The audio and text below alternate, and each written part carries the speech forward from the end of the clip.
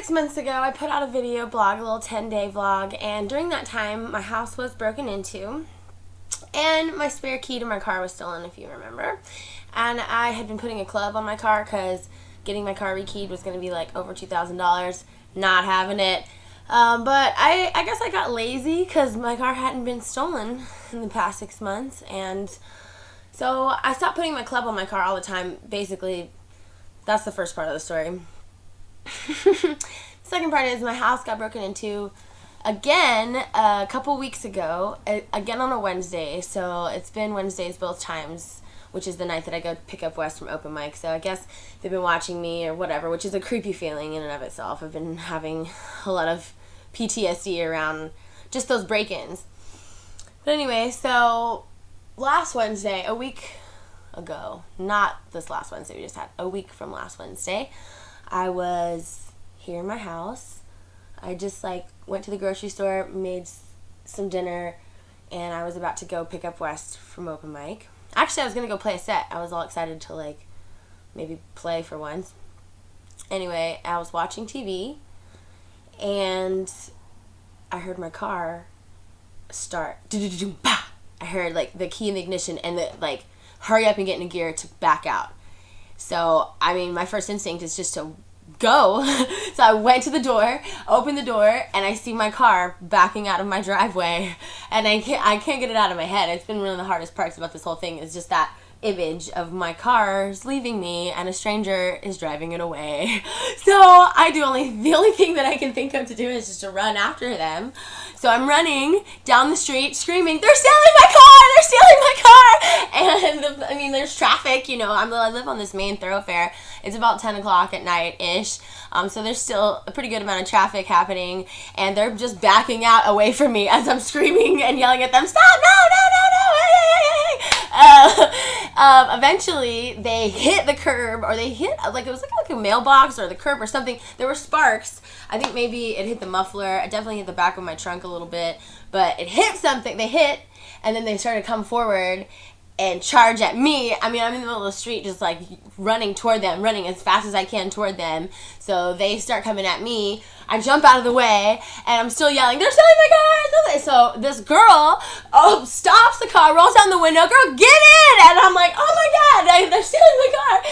She's already on the phone with the police. I jump in the car with her, and we go on a chase. And she is so down. I mean, she is just driving so fast through the neighborhood, honking through the intersection. It's like she's been there before. It was like she was divinely placed right there at that time, at that moment, to be crazy with me and go on this pursuit of this burglar stealing my car. So we're chasing my car in the neighborhood all around until eventually we get to a fork where it goes 3 different ways, and one way is out to the main thoroughfare and the other 2 ways are to cul-de-sacs. But I really didn't think about them being cul-de-sacs at first. We just thought we lost them, because there were a few times we almost lost them. We turned a corner, there they are, and we're going, and she's on the phone with the cops. We're turning on this street. It was just like this crazy scene out of a movie. And when we got to this fork, we kind of lost hope for a second. It was like, well, shit, I don't see them. They could have gone either of these 3 ways. If they went out to the main thoroughfare, they're anywhere. They're gone by now. We drove out to Randall Mill, and I said, let's turn around and go back. Because, there's 2 other ways they could have gone. They're both dead ends. Who knows? Maybe they're there. Who knows? I don't know. So something said go back. We turned around. We went back. We went down the first cul-de-sac and got to the end of it, and I saw my car in the driveway of this house with the doors open.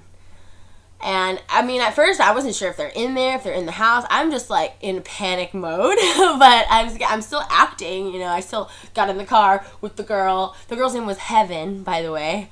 She was just like an angel sent from heaven. And she worked at McDonald's right down the street. She just happened to be getting off of work and was driving by and saw me freaking out in the street and helped me out. So I was so thankful for her. She was at the exact right place at the right time. Anyway, so we sat there and we waited for the cops. to come for a while. It seemed like forever. I was just panicking. I finally got on the phone with the 911 operator, and I'm sure I wasn't very nice, because I was just like, is there any way you can tell me where they are? My car's right there. I want to get it back, and I don't. I left my house completely open, too. I ran out my front door. My purse was sitting on my couch, like, in plain view of anybody driving by, walking by.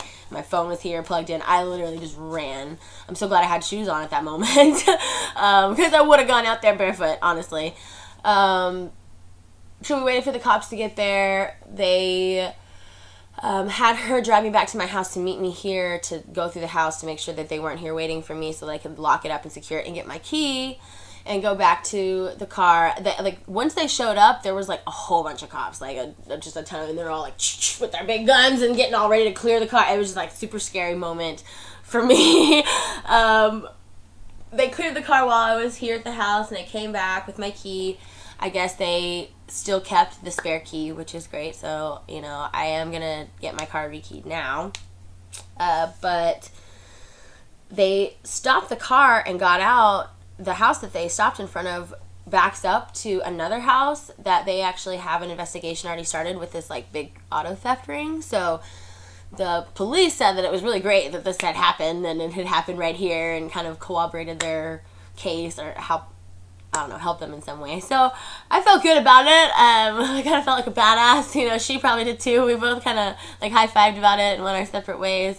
But it just like, I don't know, it's crazy. I got my car back. It worked. It's fine. But I'm very thankful that I'm not dead, that I didn't get shot or anything. I didn't get run over. I'm alive. And I have, nothing but trauma to show for it, really. This last week has been kind of tough. Like I said, the flashbacks of, like, that car, my car just leaving my driveway. And it's funny, I parked nose in. I usually back in because it is a main thoroughfare that I live on, so it's easier for me to drive out when I back in. But I was just going to be here for a few minutes and whatever, so I just nosed in. But if I hadn't done that, they would have been gone. They would have totally taken off. But I also may have seen them too. I don't know. I'm really not sure. But all I could see was headlights, and the fact that they had to reverse out of my driveway and reverse all the way down the street because I'm like running after them gave me an advantage.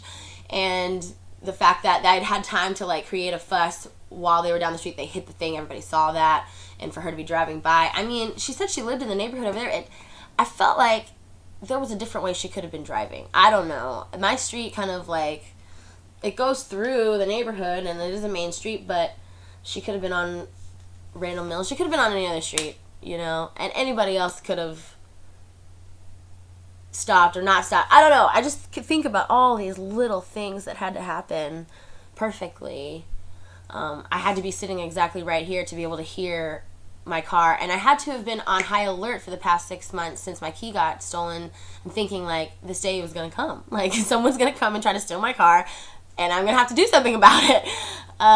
So I'm so thankful to myself that I had enough awareness. Like, I wasn't worried about it at every moment. Obviously, I didn't have the club on, but it was enough that in the moment of action, when that was really happening, I heard it. It's like when you kind of think something, but you're not really sure, but then when it happens, you know for sure that was one of those moments. So when I heard that, and I mean, it was just too close. It was right there, and if I had hesitated for one more second, I would not have a car anymore, probably.